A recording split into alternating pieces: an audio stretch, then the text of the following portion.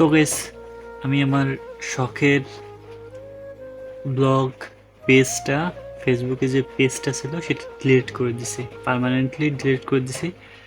আর এটার রিজন কি, কেন ডিলিট করছি সেটা না বলি, বাট আমি আমার 330 ফলোয়ারের যে পেজটা ছিল পার্মানেন্টলি ডিলিট করে দিছি।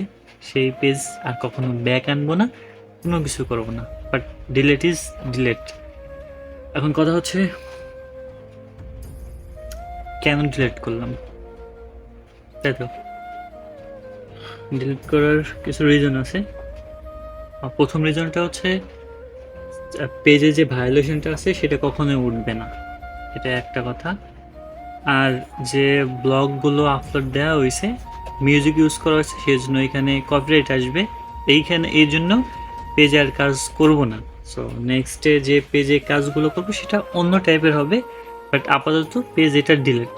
সো নতুন কোনো পেজে হয়তো বা কাজ করব, এতটুকু বলার। তো পেজটা অনেক আগে থেকে খোলা ছিল, তো পেজের প্রতি একটা মায়া ছিল, পেজ যাই হোক পেজটা ডিলিট করে দিছি। সেক্ষেত্রে প্রপারলি আমি আনহ্যাপি, বাট তারপরেও কিছু করার নেই।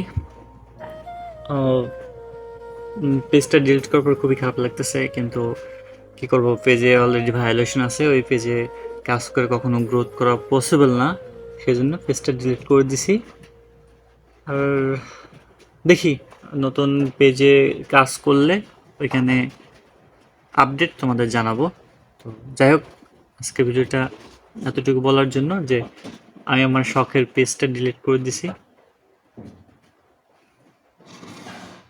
Nothing to say. 330টার মতন ফলোয়ার ছিল, এটা আমার কাছে একটা অ্যাচিভমেন্ট ছিল। যাক, ভিডিওটি পর্যন্ত।